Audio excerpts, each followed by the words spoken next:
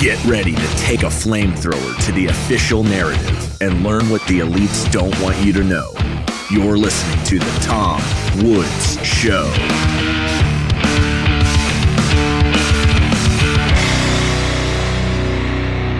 Hey everybody, Tom Woods here. It's episode 2694 of The Tom Woods Show. We had a terrible, awful tragedy befall us about a week ago when I tried to record an episode with Robert Scott Bell, who is apparently the most dangerous guest I've ever had, because the file got destroyed by, I won't say which platform I'm using, because I'm sure it was a fluke, and I have done this quite a long time. But doggone it, I was crushed and devastated. And I said, thank goodness I have known Robert as long as I have, because otherwise I would have just been too ashamed and embarrassed to tell him what happened. I don't know why the file was destroyed. I don't know what went wrong with the platform, but we have double, triple checked everything. We are ready to go. Robert Scott Bell hosts the Robert Scott Bell Show. You can check him out at, I believe, robertscottbell.com. Am I right? Yes, that's one of the places that we are not banned. I have not banned myself. From his own website. That's right. Robert is in the health world, and we're going to talk about the health world today. We're going to talk about RFK Jr. We're going to talk about Robert's own story. How did he get to this point where he's a guy? Let me tell you a little something about Robert Scott Bell. So when I first got to know him, I think I met you in person for the first time in Philadelphia at the 10th Amendment Center's conference, the Nullify Now conference. And I can tell you that Robert is authentic, and he really is what he appears to be, because a whole bunch of us went out for dinner after the event, and very, let's say, inconspicuously, not making a spectacle of himself, but very inconspicuously, Robert became absent. And I wondered, why is Robert Scott Bell not with us at dinner? Answer, he's very particular about what he puts in his body. And who knows where this bunch of losers was going to go eat dinner, you know? Robert had his own food that he was going to eat, and then afterward, he'll rejoin us. I mean, that guy, he really, really cares about this stuff. And I want to talk to him about every subject under the sun. So, Robert, take two, my friend. Yes, Tom, I appreciate you so much. And I thought for sure this couldn't be real, that we just did a warm-up hour last week, and here we are again. Now, this could be really good or really bad based on that. But yeah, the memories are great. When I was invited to speak, with our friend Michael Bolden, the 10th Amendment Center all those years ago on the Nullify Now tour, I made many new friends over that course. And I was, of course, and have been, kind of a freedom guy. Just something in me just bubble up. I couldn't even wear a Boy Scout uniform. I just felt like that was too conformative. As I was growing up, I'm like, where does that come from? And I have nothing against the Boy Scouts. So as I was emerging as a young person on planet Earth, Generation X, I had never known good health, even though I functioned in the body I was given the best I could. I was digestively disordered, let's just say it that way. Chronic systemic inflammatory conditions of the intestinal tract, the bowel, the skin rashes I had, the allergies I had, all of that. To go to motivation, I was never, because I was raised in a medical family, a pharmaceutical family. My uncle was a medical doctor. My dad was a pharmaceutical guy. We never questioned the doctors at that time, and I believe they meant well. I still do. But by and large, they never questioned what I was eating, nor did I until I was 24 years of age. So we met after that, obviously, as the short version, and we can go further into that, how I figured out what I put into my body really mattered. And to become, let's say, healthy and vital at nearing 60 in this body and running circles around my 24-year-old self, I'm grateful beyond belief, because if you didn't have health growing up and you found a way to get it back, you don't ever want to go back there. And I know there are a lot of people that haven't gone through what I've gone through, and I'm not saying it's the worst as anybody. We can all compare ailments. Who's got the worst? That's not my point in saying that. But for me, that was my journey, and I always knew I grew up to be a doctor. But the only models I had for doctoring were what we call now allopathic pharmaceutical medicine, and yet at a certain point in my younger life at Emory University, after 10 years of allergy shots and drugs, you name it, when the docs admitted they didn't know why I was sick, and that the only hope that they could perhaps give for me is that one day maybe I'll grow out of it, I'll get lucky. I was like, that feels very, victim oriented. I'm a victim of bad genes. It's like maybe I could pray, and I prayed to God all the time, Tom, in my youth. but please, God, heal me. I don't understand. Why am I sick? Why all the time just lingering in inflammation and pain and congestion? And I'm just going through the short version. And the answer to prayers is often not the way you think it's going to come, like a lightning bolt miracle from the skies, you're healed. For me, it was learning about being grounded in what I call spiritual principles of life. And then and only then would I be open to hear a message that was counter what I had learned my whole life, in modern medicine, and meeting a homeopathic doctor. And never hearing the word, by the way, homeopathy, till I was 24 years of age. We can go through some of that history. It's fascinating how much has been erased from our own history. You know that as a historian, but even you probably were surprised by some of the things that they erased and rewrote. So that was, the journey back to health was what drives me. And eventually I found a knack to communicate in media, broadcast media, and went in 1999, started a local show in Atlanta, eventually got syndicated, and then many years in syndication. And then beyond that, radio started kind of falling away, and this online world of podcasting just emerged. And I couldn't stop talking. So here we are all these years later, and we're still friends, thank God. No, we are, even though I thought you were a weirdo when I first met you, but a lovable weirdo, and an extremely endearing one. But didn't you understand that we have all this medical research and blah, blah, like I was completely blue-pilled on this subject until quite recently. So then in that case, though, let me ask you, if you're somebody like me, you have no special insight or knowledge into health, but you do notice certain things. Like you notice that if people follow the old, I don't know if they still use it anymore, Robert, the old food pyramid, and they're eating 11 servings of grain a day or whatever. I mean, who knows if people are still doing that. But you notice that when people do that, they seem to have more problems than if they disregard that food pyramid and they eat somewhat differently. Now, nutrition, I'm not even sure that I want physicians to be trained in nutrition because I don't know what they're teaching about nutrition these days. I'd like them to be trained in sound nutrition, but I don't think nutrition is really a big part of their training. But they go and confidently tell me that I should, eat these various things and not eat those things. And then as time goes on, even they sometimes start to admit, okay, we were wrong about that. Maybe eggs are okay and all that.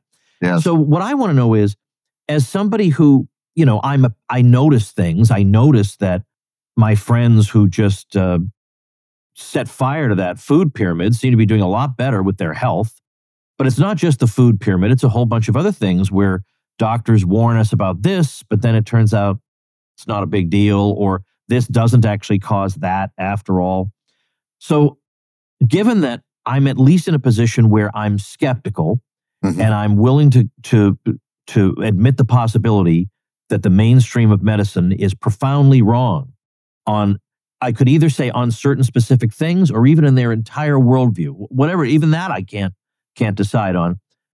Once I decide that one particular approach to medicine may not have all the answers, that in itself does not tell me, therefore, what should I do? Which authorities should I listen to? Who are the reliable people? And I guess I want to ask you, how do you know, maybe you know that one approach is wrong, but there are so many alternative approaches that say contradictory things. How do you sift through them and say, these people are misleading, these people are right?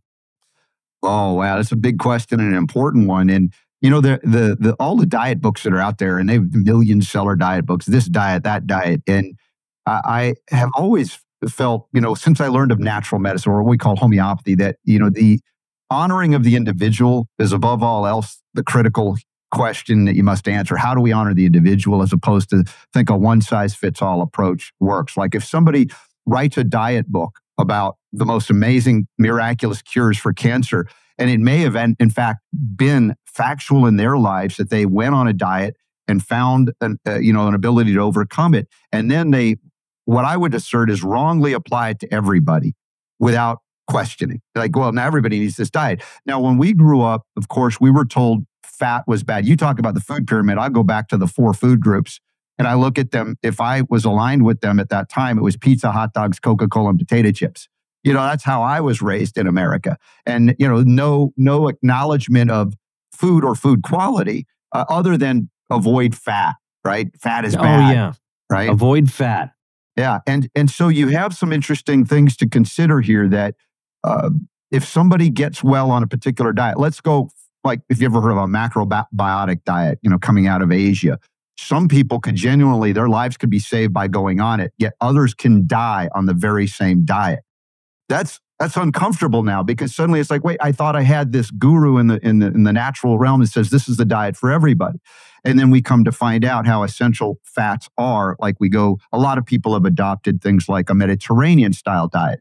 It seems to be fairly balanced, and it's not afraid of fat, although it's not typically embracing these kind of hydrogenated oils and trans fats, but fats that our ancestors ate, olive oils and even butter not being bad for us. But that was a big thing to overcome, even for me, growing up in the era of low fat, no fat, which basically translated means chemical crap storm, right? They replace everything with synthetics to make things palatable. And then, maybe only then when you have a journey like mine, you find out that my taste buds were so corrupted that I thought, Count Chocula was, a health food, right? The breakfast cereals I ate. Well, because on the side of the box, Robert, it lists all these, vitamins and minerals. So you think, okay, there must be something to it. Now, can we just stop there for a second, actually? Friends, if you care about your liberty and your financial freedom, you need to hear this. From October 10th to 12th, my friend Mikkel Thorup, host of the Expat Money Show, and who's been a guest on this program several times. In fact, he even came and joined us on the Tom Woods Cruise this year, is bringing together top experts from around the world for the Expat Money Online Summit.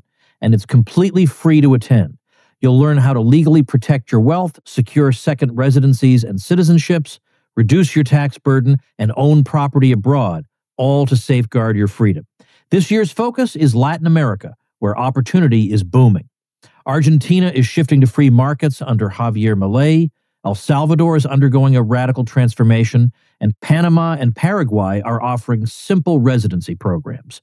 A Plan B is no longer optional, it's essential. Reserve your free ticket at expatmoneysummit.com. That's expatmoneysummit.com. I mean, I'm sure they do shove all these things in there, but do we know whether or not we absorb these nutrients better when they occur naturally in food, as opposed to when we take a piece of Count Chocula and we ram stuff into it?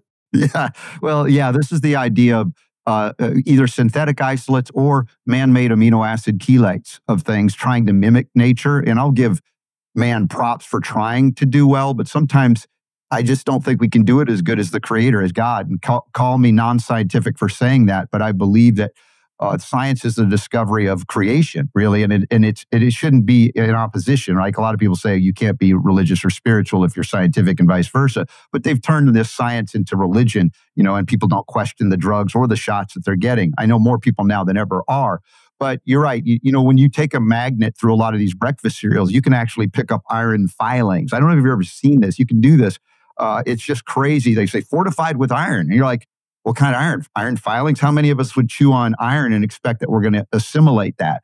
It is the plant's responsibility and the microbes and the earthworms in the soil to break down these complex minerals into a bioavailable form for the plants to absorb and uptake into their, we call their integrity of their tissue, whatever you want to call these plants. And then if the animals eat the plants, we eat the animals, or we eat the plants directly, it's there or it's not there based on the life of the soil. And we see that post-World War II, when we had a temporary gap in, my gosh, we're making all these bombs, we have all this extra nitrogen, what are we going to do with it? And they say, hey, let's throw it on the crops and watch what happens. It grows so fast.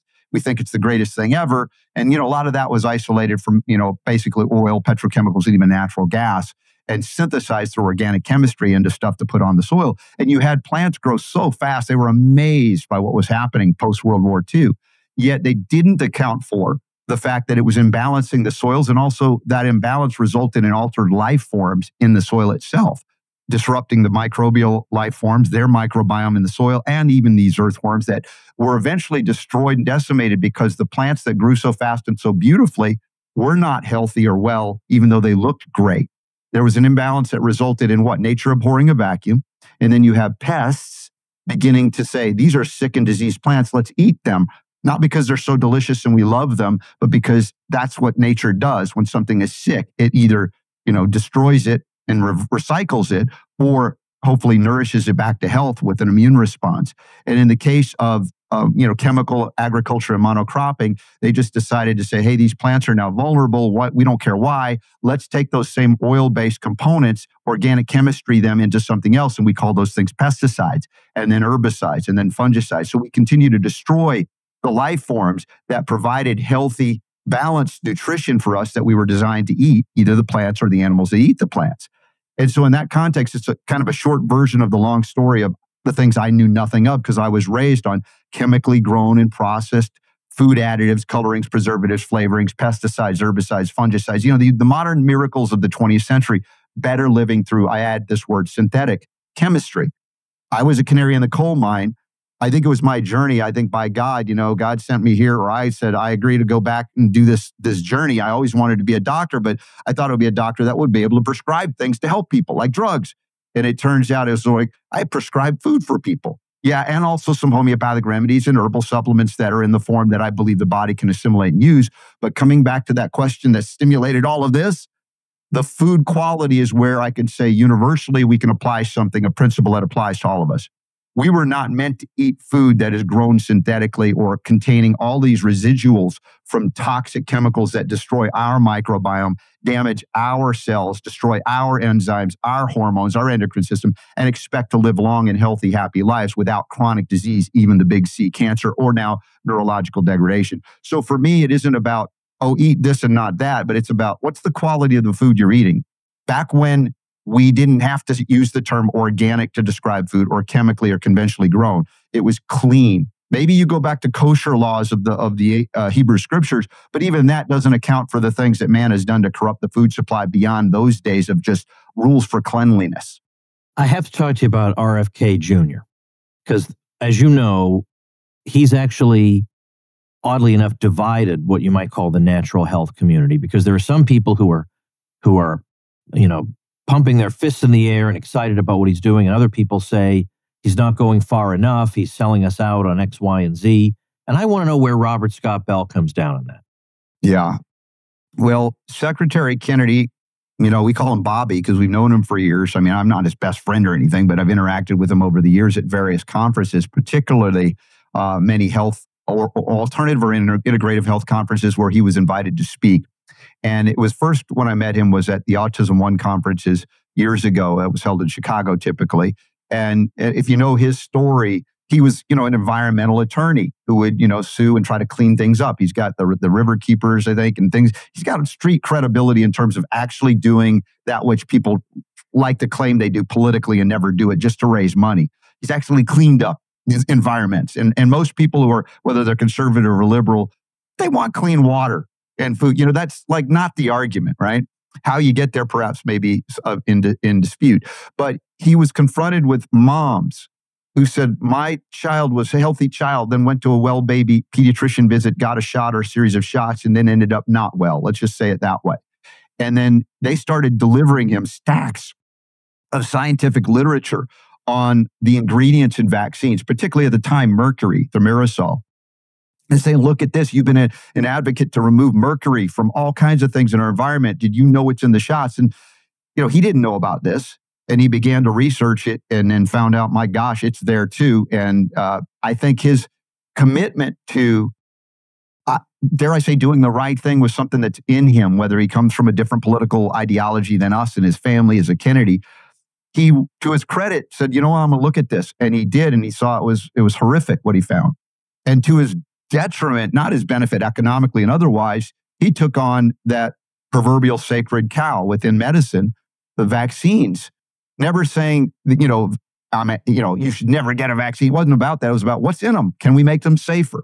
Now, I might have a perspective different from him on that, and we can talk about it. But as I say, the track record of integrity in this realm is what I see in him going into one of the most viciously corrupt institutions, oligarchical institutions in our government. And $1 trillion budget, billions of dollars, and a captured agency, HHS, and all the sub-agencies like FDA. And he's going in there, and he's got slings and arrows. We're finding out of a lot of corruption that are trying to sabotage his efforts to do what? Can we clean up the food supply? Can we look at these things and say, are they contributing to disease? Or even the vaccine front? Do we realize that there were no inert placebo-controlled studies to determine safety, much less let's put the efficacy aside for a moment, of the vaccines and the entire schedule. And come to find out that no, in fact, they didn't. These inert placebo-controlled studies were not for approval of these specific vaccines, more or less, on the schedule. And so in that context, there are many of us who maybe have acknowledged, as I did, and all to be forthcoming and forthright. You've met my kids. My son Elijah came with me to your 1,000th episode celebration in Orlando some years ago. And my kids have never been vaccinated. They've never had not one antibiotic. Now, it isn't because I have a religious fervor against those things. It's because, on the vaccine front, I recognize God didn't make a mistake in developing an immune system, and I wanted to encourage their immune system. In fact, when we found out there was measles and chickenpox going around, we got our kids measles and chickenpox. Now you're a terrorist if you do that. Recognizing that healthy children do not die of these things. And in fact, that's an important part of the natural immune cycle of humanity to cycle through these things and to be exposed even in adulthood to strengthen our immune system and remind it, as opposed to a one injection or a multiple series of injections to artificially induce an antibody. And it's not the same thing. Now, on the issue of how do we get back to this question, Tom, that you're asking me, because I really want to honor this. It's a controversial topic, to say the least, even today, as more people through COVID have recognized, like Dr. Peter McCullough, as pro-vaccine as any physician would be, recognized through COVID that the COVID shot itself was not scientifically sound or valid to do anything that they said it would do, and he spoke out against it. But he was still getting a flu shot and arguing all of those things every year. And now 4 years later, he's written a book with his co-author of 300 years of vaccine history saying, we got to question the whole thing, and would not recommend, once he has grandkids, his kids have kids, to get even one of these shots. Now, whether you out here in this audience and Tom Wood's audience agree or disagree is irrelevant to the fact that we can discuss it rationally and say, hey, what are the advantages, disadvantages, that kind of thing. And so for me and my kids, I recognized that I was chronically ill. I was harmed by the smallpox vaccine. I'm old enough when they still gave it. And there was a lot that I have, saw. And then Bobby Kennedy again saw that as well in his journey. And then he's in there, he's getting slings and arrows from inside. And then those of us who have woken up to perhaps the danger of this vaccine schedule are saying, hey, you got to do something about this. Do it now. Stop it right now. And then let's reassess it. And he goes, well, and I perceive this, if I did that, I would be run out on a rail. Trump would have to fire me because the people aren't ready for a total halt to this if we come to that conclusion. I've come to it. Maybe you have, maybe not. But the point is, what he's doing is a methodical approach, knowing the terrain he's in, and it's very, very intelligent. Yet there are people that are screaming at him from the so-called his side that are favorable toward him, but going, you're not going fast enough. And now we see the week of this particular interview that we're doing here, Tom, there is a big campaign to oust RFK Jr. from the HHS because they say he's anti-science. And on and on. It's like, how absurd is that for someone who's saying, we want to assess the scientific validity or invalidity of what's gone on and be willing, like scientists, ask questions that are tough and not believe in science as if it's become a religion. So in that context, there's a push and pull that's I can't imagine what he's going through. And he's not without criticism or critique from either or both sides. And I don't think he would say, nobody should critique me. But it's a difficult thing when you have zealots, dare I say that are anti-vaccine, zealots that are pro-vaccine. And how can we find, is there a proverbial middle ground to say, hey, let's just assess it like it's never been assessed. I don't have to wait for Kennedy or the government to stop the vaccine schedule. I stopped it for my own kids. And that's what I feel is right for them. If it's not right for you or somebody else, I'm not here yelling, just like the dinner. I didn't go in and yell and scream at you, Tom, and everybody, how dare you eat this food that I feel is not good? But it's more or less just, this is my life. This is my example. You guys want to know why I do it. I'm happy to tell you, but I'm not going to be. And there's just too much trying to convert those that don't want to be converted. And I call those the unreachables. People are unreachable, whether it be a political left-right Hegelian dialectic, because they choose to be unreachable. And here we come to the Charlie Kirk issue. And I know that's hot on our minds and in our hearts right now. What was his gift was going in and engaging, not in a denigrating way, but honestly to get people to think critically about where they are at, to engage and discuss and even come away still in disagreement, but not in seething rage, hatred, and even rising to the level of violence, for instance, in that regard. And yet, the things I've said about vaccines have been met with violent rage and seething anger, right? And I'm not here to try to take away anybody's access to that if they feel like they want it or need it. And I can go into other issues like my spiritual or religious beliefs about Social Security numbers, being part of a socialist system of enslavement economically, and being a key plank, that whole system of the Communist Manifesto, income tax and a graduated tax in that sense. Not that I'm opposed to taxes, although who isn't? But in reality, that if there's a lawful tax under the Constitution, if I have a liability, I'm going to pay it. But I don't feel it's right to number my children like cattle, so I didn't give them those numbers, and I didn't give them a birth certificate.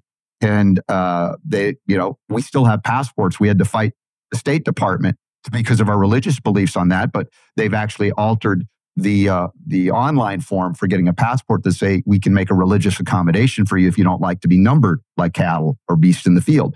I know I threw out a lot here, Tom, but the opportunity to talk with you once out of every 2,700 episodes is I'm very appreciative of coming on the show with you. Guess what, everybody? It's open enrollment, the season where health insurance companies hope you'll blindly sign up again for overpriced premiums and fine print that generates unpleasant surprises at all the wrong times. The Woods family doesn't play that game anymore. Affordable Care Act? Don't make me laugh. We ditched the old-fashioned way and embraced crowd health, the alternative to the crazy American health insurance world. Otherwise, you sit there watching your premiums keep going up, you wonder what you're even paying for, and half the time the processes are opaque and you have to hire a private detective to figure things out. If that doesn't sound appealing, and it doesn't, by the way, then welcome to Crowd Health, the health insurance alternative. We're talking about health care for under $100. You get access to a team of health bill negotiators, low-cost prescription and lab testing tools, as well as a database of low-cost, high-quality doctors vetted by Crowd Health. And if something major happens, you pay the first $500, then the crowd steps in to help fund the rest. If this all sounds familiar, it's a little like the options we used to have before Obamacare messed everything up. And of course, you'll join the crowd, a group of members just like you who want to help pay for each other's unexpected medical events. The system is betting you'll stay stuck in the same overpriced, overcomplicated mess. And this year, it's even more complicated because most of the Affordable Care Act subsidies expire, which means your prices are going sky high.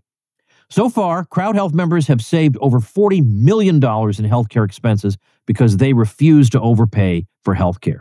This open enrollment, take your power back. Join Crowd Health to get started today for $99 for your first 3 months using code WOODS at joincrowdhealth.com. That's joincrowdhealth.com, code WOODS. Crowd Health is not insurance. Opt out. Take your power back. This is how we win. Joincrowdhealth.com, code WOODS. Do you get your meat from local sources? Yeah, we do have a local butcher, and we have a lot of grass-fed, grass-finished animals in the area. I think that's another issue where we get to Joel Salatin. Have you interviewed Joel? Long time ago, but yeah. Yes. And people like that understand that the food supply has been corrupted and poisoned, and he's a good guy that kind of going back to what can we do to restore food quality in America, much less elsewhere. And yeah, the idea is to be able to get your food more local than ever. Back in the day, that was the only way you could get it. And so in that context, yes, indeed, I look to local sources wherever possible. Now, I know that there are places you can go where you can get to a source that will give you obviously butchered, but a full cow, a half a cow, a quarter cow, and that translates into a certain amount of steak, amount of ground beef, and whatever. And when you get it like that, it will actually wind up being price competitive with the meat you would get in the store if you get it in this kind of bulk. So it does end up kind of working out. But one thing I've found is that with chicken, that's not so. That if you want to raise chickens without the terrible feed they're giving them, this turns out to be enormously challenging. Yeah. So I know somebody who ships chickens that have been raised the way you and I would want them to be raised, eating what you and I would want them to eat. But it's so hard to find decent feed that these chickens are probably costing the consumer 6-7 times as much as at the store. And for most people, unfortunately, that's just not doable. Yeah, it is. And, Joel Salatin I brought up, he said, one of his famous quotes is, if you think organic food is expensive, have you priced cancer lately? Yeah, I mean, I do get that. Yeah. Yes. Yeah, and that concept of investing in, what is really most valuable, this life, this body. I've been all organic basically since 1990. That's when I realized I was poisoning my body inadvertently through the food choices I made. And some would say now psychiatric DSM says I'm orthorexic because, I won't eat. Look, I'm not obsessed, but I am at the same time. But the thing is, because of my experience, Tom, it's just like, I know what I feel like when I eat food that is not supportive of my, vital functions. Now, some would say, well, there's a psychological component, but you believe you ate. But, you could put that into my kids' bodies, and they've been raised all organic since they were little. And I said to them, you know what? When you get old enough, you're going to go to friends' houses, and they're going to offer you food, and it might not be the same quality we eat here. I'm not telling you not to eat it. You can try it, but I just ask you that you pay attention to your body and the symptoms that arise, because those symptoms don't lie. They tell you that something went in, is not right for you, your body doesn't like it, and you'll have symptoms like diarrhea. You might even vomit, throw it up. And of course, that happened to them.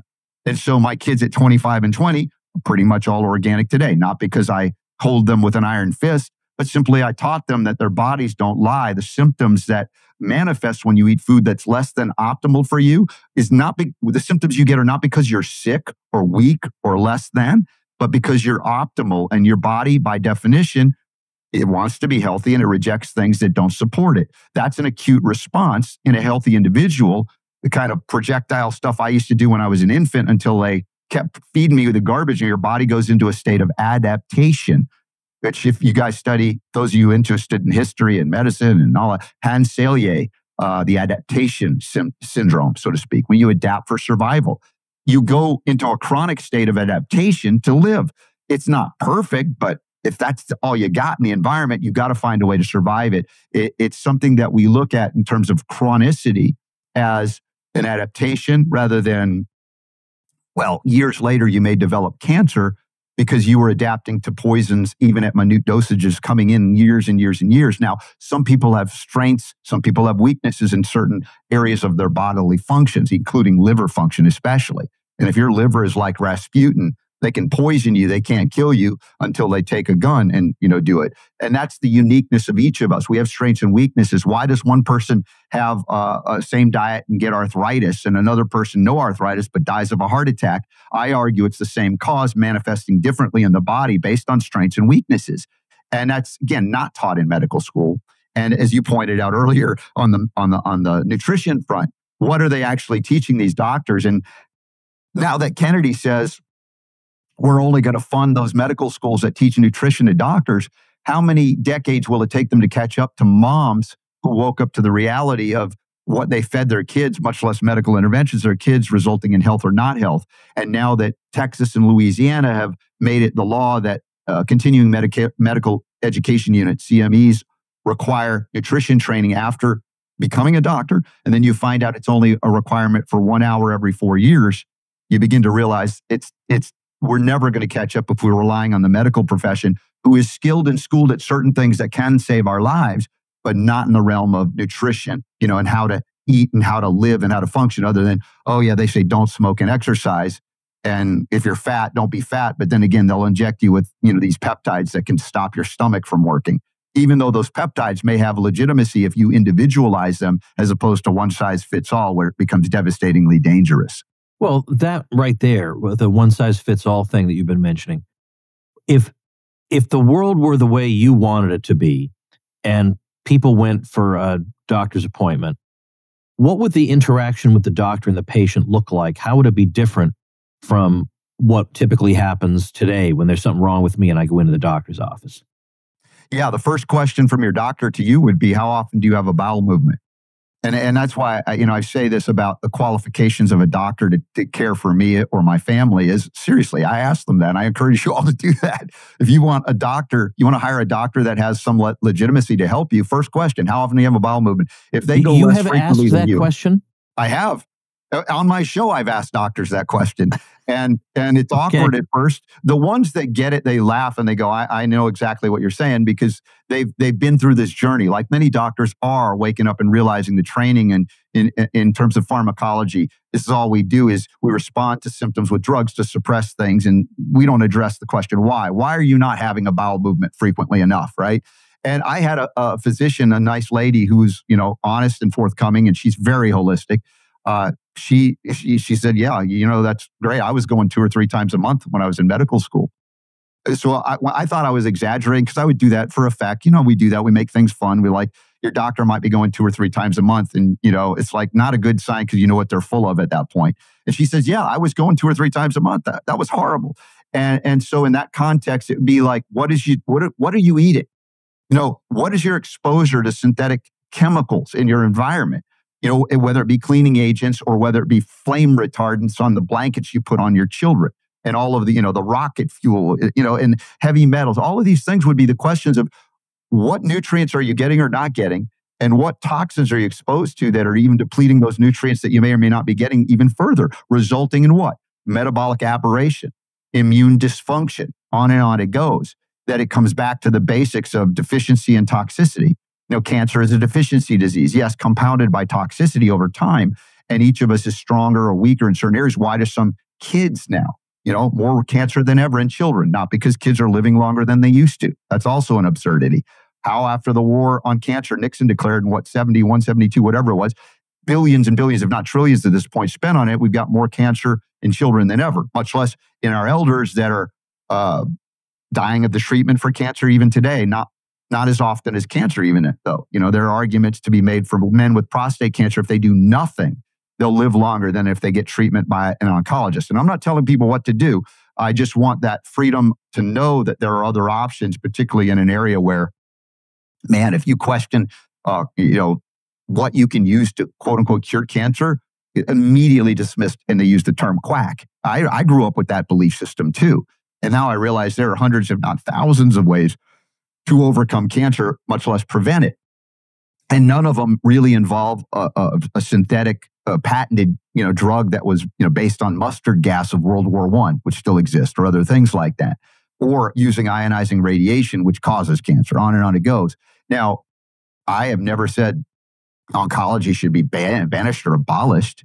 I may have a strong belief about it based on my learning and teach, and I'll try to impact on somebody. It's like, look, here are your paths. Please do your homework. But if you do your homework, and if you have let's say a child diagnosed with cancer, God forbid, that's when you realize we have a state-sanctioned religion. And I call it, the Church of Pharmaceutical Mysticism, because they will take your children away from you, not just for cancer, but other things as well. Medical kidnapping is real. That's become one of the most horrific things I've covered over the years on my show, that if you simply have a difference of opinion, you used to be able to go to another doctor to get a different opinion, even a third. They don't encourage it.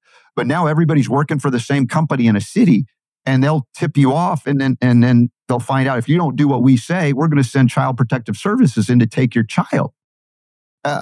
These are harsh, ugly realities that I'm like, I would have never believed that growing up in a medical family. And I'm not saying every doctor is evil, and I've never said that, but they're trapped in a system.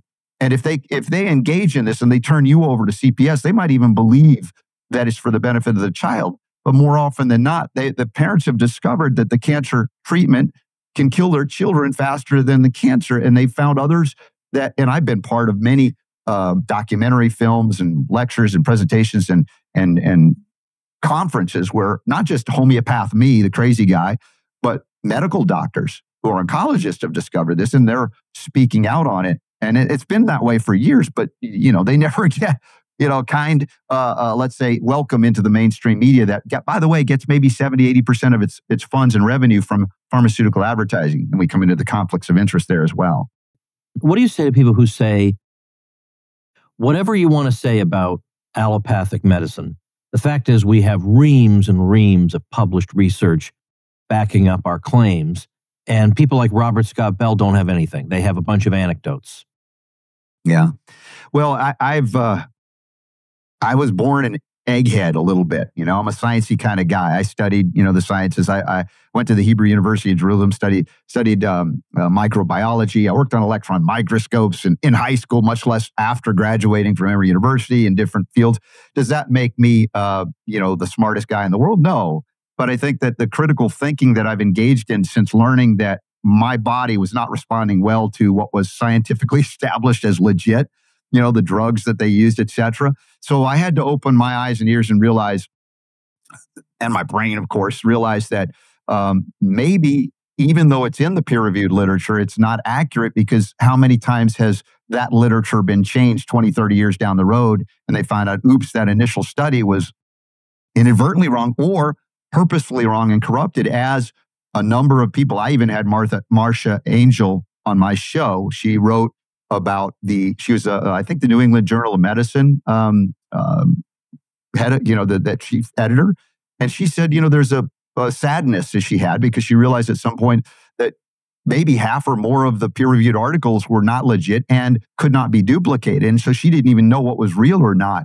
And so it's one thing to engage in scientific endeavor, discussion, argument, even peer-reviewed science, hopefully well-conducted studies.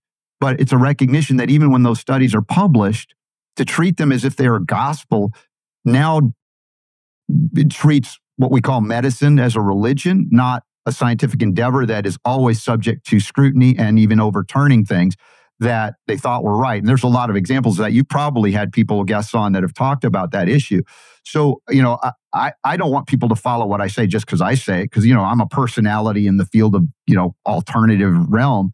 But I also do present peer-reviewed articles when I talk about the things I use, because I like to say there's validity here. And yeah, if I had no validity, I do see anecdotally that this is helping. It's helped my children to not ever have to resort to antibiotics, things that I utilize like silver and other things.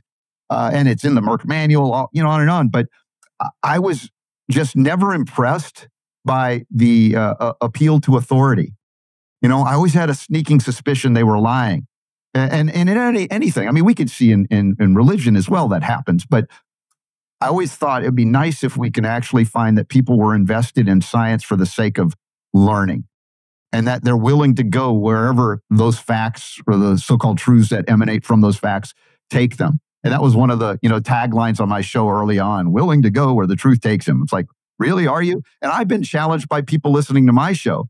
Are you really willing to go where the truth takes you? I'm like, well, bring it on. And that's, again, I love Charlie Kirk for this. In his example, he wasn't a medical guy or a naturopathic guy, but in the realm of engagement, intellectual, et cetera, it was bring it on, prove me wrong. And I love that. And that's kind of how I've kind of led with that, even though it's hard when you invite people on that have a difference of opinion, particularly in the vaccine realm. They'll refuse to come on simply because to come on, they say, we'll give legitimacy to your belief. And we don't want to do that. I'm like, what is that? I mean, if you're so right, come on and show everybody how wrong I am. I welcome you.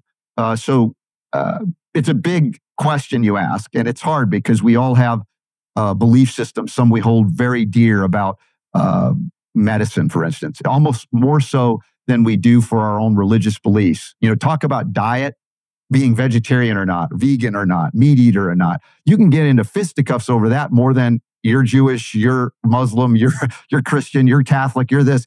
It's amazing how medicine and diet have created more vitriol and discord than even religious things that used to lead to wars in the past. Hey, gang, I have a guy you absolutely have to meet. Whether you're running a business, you're doing a side hustle, you're flipping real estate, or you just don't want to hand the regime half your money anymore to fund its wars and its debt. Well, my friend Matthew Sercely helps you stay smart, compliant, and legally minimize what you pay the IRS. And let's be honest, if you ever said taxation is theft, well, maybe it's time to stop just saying it and start acting like it. The state thrives on your compliance, your ignorance, and your confusion, and Matthew cuts through them to make sure you keep what you can. He understands how the system works. He'll help you understand how the system works so you can stop funding it more than you have to. And remember, Matthew's one of us. He's been on the Tom Woods cruise. He's been at my murder mystery parties. He's in my elite mastermind. He's been listening to the Tom Woods show since pretty much the very beginning. So you don't have to explain yourself to him why you want to save your money and all that. Matthew's a tax attorney, by the way, not a CPA. So your conversations with him are protected by attorney-client privilege. That is a big deal. You can't get that from an accountant. Now, go to agoristaxadvice.com/woods. That's AGORIST, taxadvice.com/woods, and grab your free Agorist Tax Toolkit. It's full of powerful tools and templates that you can use to get your business in order, track your expenses, and reduce how much the IRS takes from you without crossing any lines. Again, that's agoristaxadvice.com/woods. Take the first step to keeping what's yours. You know, I couldn't help thinking, I went back and found it, about a quotation that I've been fond of citing. And there are numerous such quotations regarding the problem with so-called medical research. And this comes from Richard Smith, former editor of the British Medical Journal. And he says, the problem of medical research fraud, and this is a quotation, quote, is huge. The system encourages fraud and we have no adequate way to respond.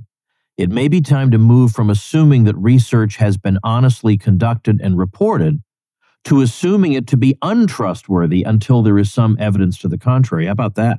Yeah.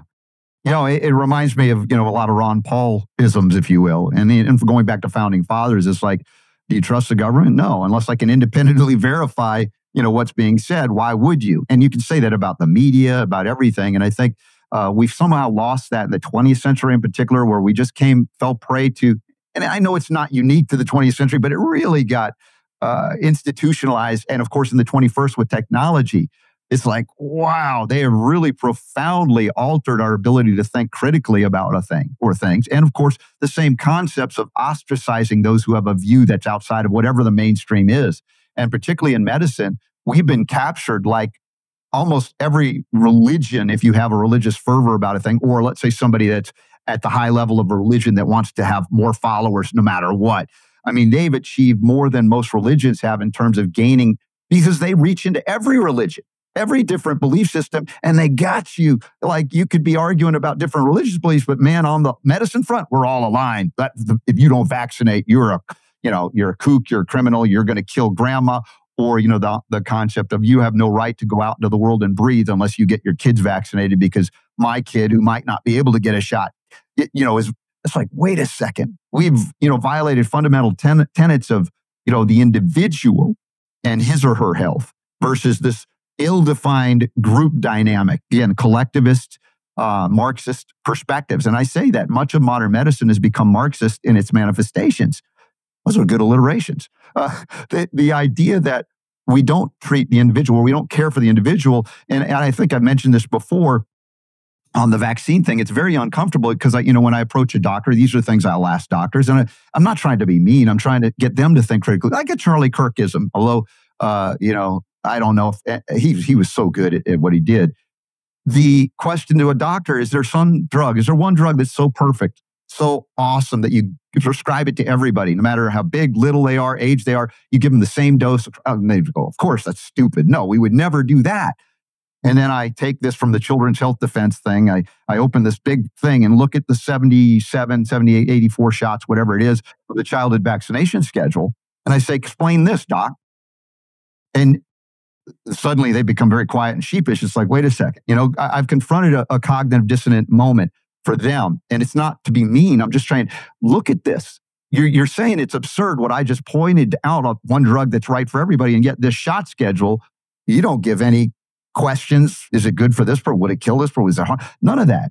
And so in many ways, I lost respect for a profession that, yes, involves great intelligence to get through medical school.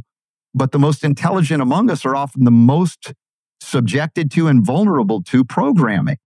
And in order to achieve that high-level doctorate degree, you have to not question certain things, or else you will be drummed out, because it's been captured from Flexion Report 1910 forward by an industry that only wants you to come out and prescribe their petrochemical patented medicines, anything. And now we're struggling with that now as a country, as a culture, and as the various professions out there.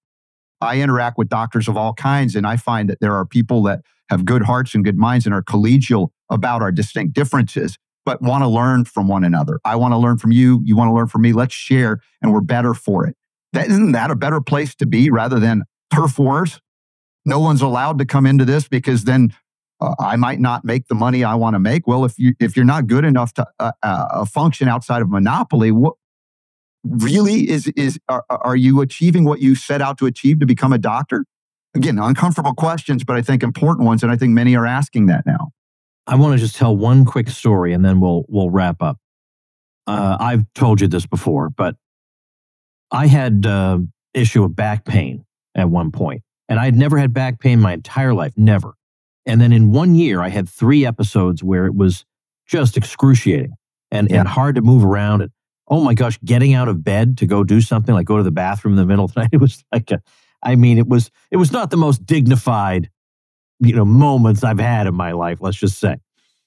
And so I just figured, well, there's got to be, I'm sure there's some explanation and we'll get this fixed. Now, obviously, there can be physical explanations for why you're having back pain. If you got shot in the back, that's going to hurt, But there's this guy, deceased now, at NYU, John Sarno, and he wrote a book, Mind Over Back Pain, a radically new approach to the diagnosis and treatment of back pain. One of the things he noticed is that if you give him a chart or a diagram or whatever, what's going on in somebody's back, he says that there are a lot of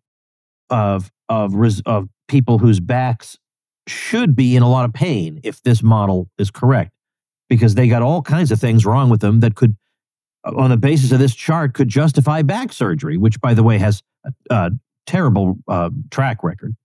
And meanwhile, there are people who have a perfect one and yet are in excruciating pain. So he says something screwy about this, and he decided to try something completely different. And John Stossel did a segment on this on 2020 years ago. Yeah. And basically what he concluded was what's happening in a lot of cases of people with back pain is that there's some trauma that the person is enduring in life, and the body is trying to cope with it as best they can, and they're translating that into back pain. They're moved because the person can't really cope with what's going on, and it's manifesting itself in the form of back pain. And this sounds incredibly woo-woo, but the thing is, Stossel shows that he had a woman who was in a wheelchair who worked for him because her back pain was so impossible to deal with. She's walking around like there's nothing wrong anymore after having sessions with Dr. Sarno. His own brother, Stossel's own brother, has terrible back pain, but he would never go to Dr. Sarno because he's from Harvard and he knows that this can't possibly be. So he sits in this ridiculous contraption for 45 minutes in a day where it looks like he's got a noose around his neck and he's hanging from the ceiling. It's absolutely crazy. And Stossel, at the end of the segment, after he's shown case after case of people who could not function, who then talked to Dr. Sarno and it went away never to come back, Stossel says, I too have had back pain that has made my life almost impossible. And ever since talking to Dr. Sarno, it's been completely gone. Now, I don't know, I don't understand how this works, and I don't have a degree in any of this, but what I can tell you, he says, is that I went my whole life with debilitating back pain, and it's gone now. And meanwhile, you have all these people getting back surgery, and either nothing changes or it gets worse. That just goes to show this model whereby the universe and the body are just machines, and there's a one-size-fits-all approach to all of them, and we push some buttons, and it responds the way we want. It just doesn't seem to explain everything.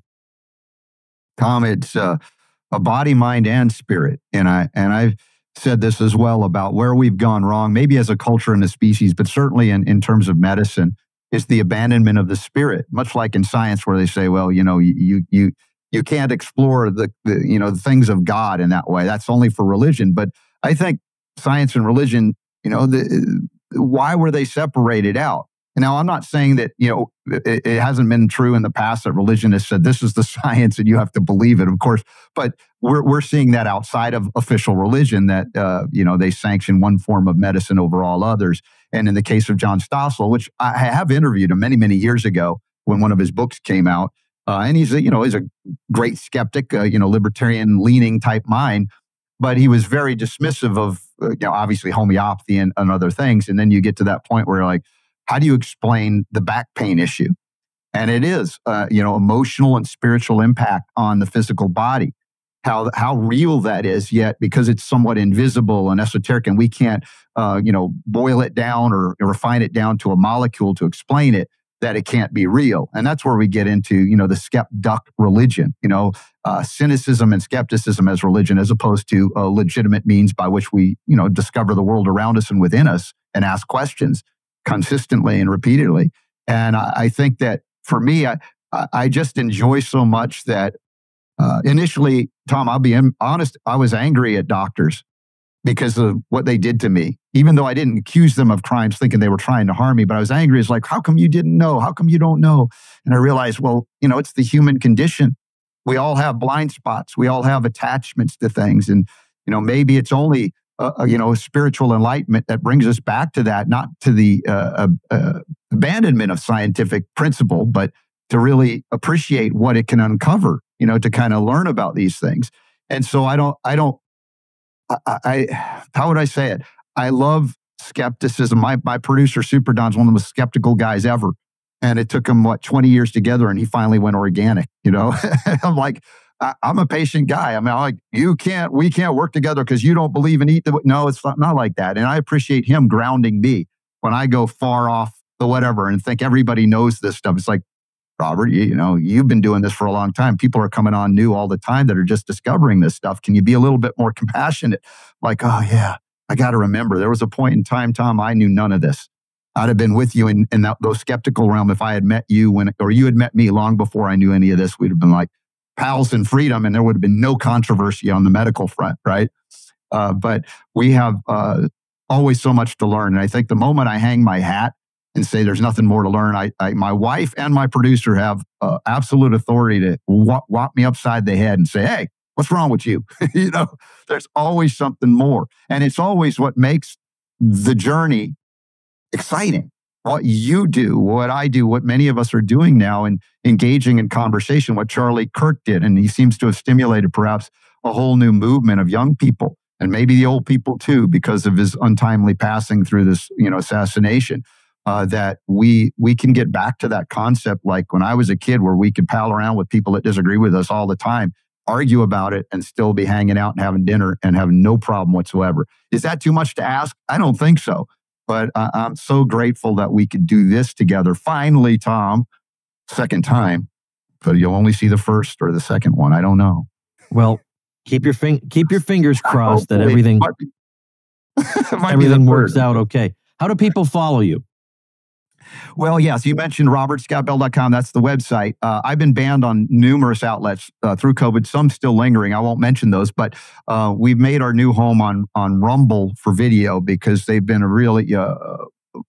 they have not in any way, shape, or form said, you can't talk about this, that, all the things I was banned about. So Rumble is Ask RSB. If you're on Instagram, Ask RSB, that kind of thing. But I would say that between my website and Rumble, those are the two best places at this moment to follow and stay in touch. And Tom, we love it. You're very much popular on my show. Every once in a while I get people, why haven't you had Tom on in a while? I don't know. Tom's busy, but you're always welcome. You know that. Oh, you're very kind, Robert. Thank you. Well, thank you for this great conversation, for your time today. Ask RSB. That's where you'll find him on the various platforms, and not to mention robertscottbell.com. Thank you, Robert. Thank you, Tom. Oh, wait a minute. But I didn't even mention, if people weren't watching on video, I want to read what's on your shirt. Robert's been wearing a shirt that says, you stay, quote unquote, safe, I'll stay free. So he was wearing that for the people watching on video. But yes, if you're listening, now you have listened to his shirt. So thanks for the time. Thanks for the shirt. We'll see you later, Robert. Thank you, Tom. And thank you, ladies and gentlemen. Make yourself and those you love less vulnerable to the regime, both mentally and physically. Get more forbidden information at tomsfreebooks.com, and be sure to subscribe to the show wherever you listen. See you next time.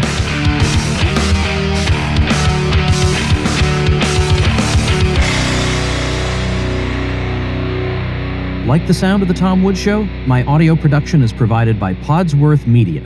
Check them out at podsworth.com.